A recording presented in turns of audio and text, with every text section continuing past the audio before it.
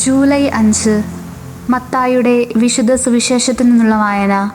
അദ്ധ്യായം 9, 14 മുതൽ 17 വരെയുള്ള വാക്യങ്ങൾ. അക്കാലത്ത് യോഹന്നാന്റെ ശിഷ്യന്മാർ യേശുവിൻ്റെ അടുത്ത് വന്ന് ചോദിച്ചു, ഞങ്ങളും ഫരിസേയരും ഉപവസിക്കുകയും നിന്റെ ശിഷ്യന്മാർ ഉപവസിക്കാതിരിക്കുകയും ചെയ്യുന്നത് എന്തുകൊണ്ട്? അവൻ അവരോട് പറഞ്ഞു, മണവാളൻ കൂടെയുള്ളപ്പോൾ മണവറത്തോഴർക്ക് ദുഃഖമാചരിക്കാനാകുമോ? മണവാളൻ അവരിൽ നിന്ന് അകറ്റപ്പെടുന്ന ദിവസങ്ങൾ വരും, അപ്പോൾ അവർ ഉപവസിക്കും. ആരും പഴയ വസ്ത്രത്തിൽ പുതിയ തുണിക്കഷണം തുന്നിപ്പിടിപ്പിക്കാറില്ല.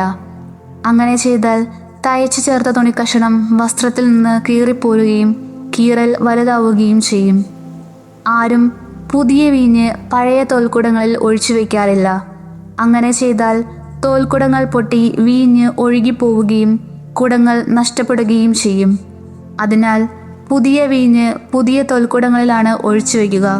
അപ്പോൾ രണ്ടും ഭദ്രമായിരിക്കും.